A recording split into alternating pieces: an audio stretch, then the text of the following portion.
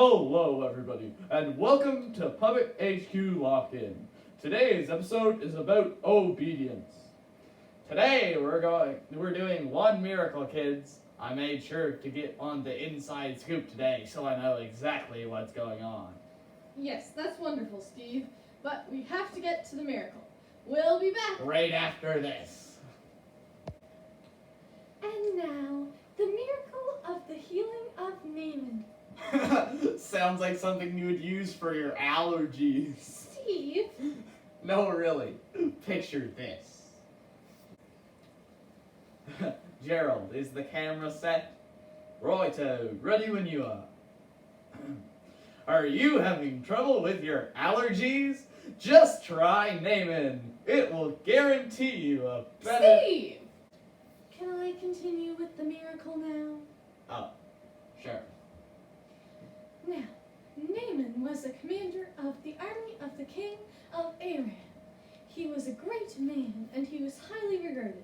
He was a valiant soldier, but he had leprosy. Whoa! He had leopards? We should get some leopards for the studio. Not leopards, Steve. Leprosy.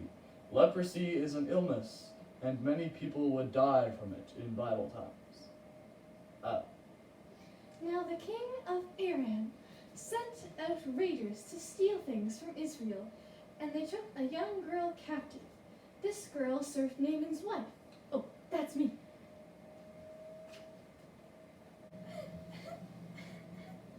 What's wrong? My husband Naaman. Allergies. Shh. My husband Naaman has leprosy. Leopards. Ahem. I know a prophet in Samaria who could cure him of his leprosy. So Naaman asked the king if he could go to Samaria to see the prophet. Most high king. Yup. My wife was told by her servant girl that there is a prophet in Samaria who could heal my leprosy, and, well, I was wondering if I could have permission to go. Sure thing. Gerald, you're the king. You can't act so casual. Hey, right, sorry. Yes, I suppose I could permit you to go. I shall send a letter to the king of Israel along with some gifts. Thanks, dude. Sure thing, bro. Guys! I mean, did you just call me dude? I am the king. Much better. So Naaman went to Samaria to seek the prophet. When the king of Israel got the letter from the king of Aram, he was scared. He tore his clothes and said, Am I God? Can I bring people back to life? Why does this fellow send someone to me to be cured of his leprosy? See how he is trying to pick a quarrel with me. Wait, won't it be confusing that Gerald is doing both kings? I think I should be the king of Israel. Wait a minute, there are two kings? Yes, the king of Aram, where Naaman lives, and the king of Israel, where the prophet lives. Bob, you can't be the king of Israel since you're Naaman, and Steve is... Shh! It's supposed to be a surprise! Okay, well, anyway, Steve has part already, so Gerald is just going to be both kings. Go on, Marie.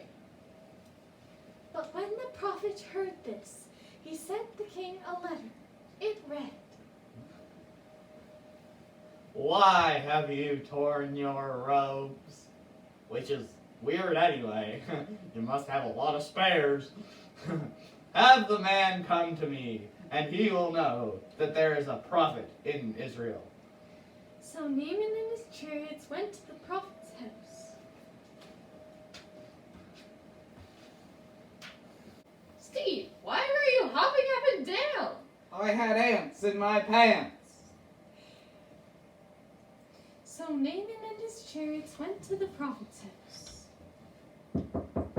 Hello? Is anybody home? Nope! Haha, JK, man. Sup? I'm Elisha. I was just watching Super Panda. I still don't understand why I wasn't Elisha. I was Elisha last week. 'Cause I wanted to be Elisha this week. Guys, Oh, fine. Come, servants.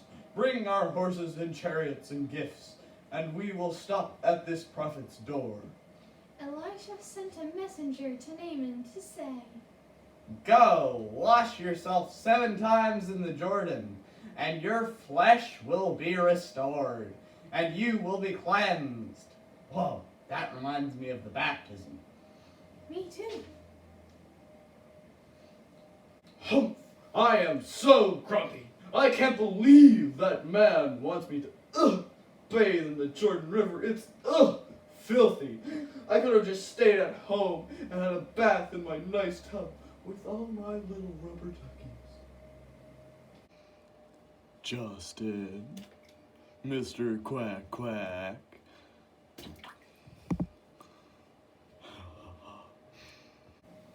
Are you talking to yourself again, sir? Can't you see I'm in a rage? That prophet, I thought he would come see me and call on the name of the Lord his God, wave his hand over the spot and cure me of my leprosy.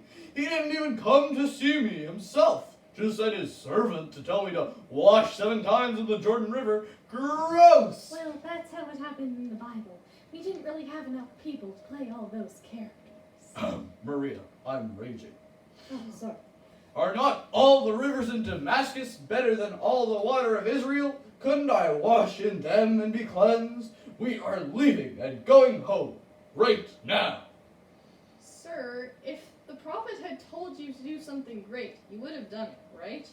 Well, yes. So when he tells you wash and be better, why wouldn't you do it?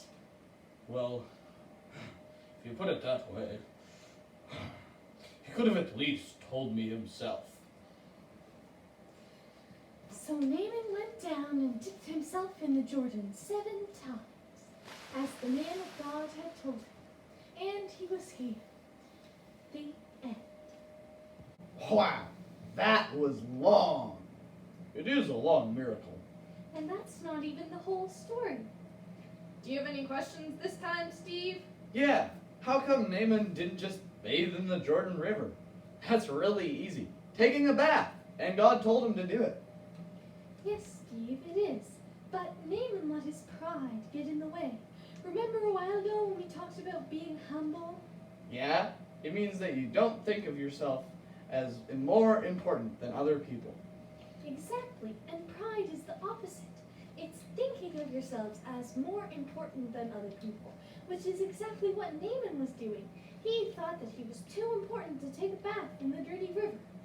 Yes, he did. But his servant girl helped him see that we need to listen to what God says, even if we think it's silly or not important, and even if we don't want to do it. Right, that is important.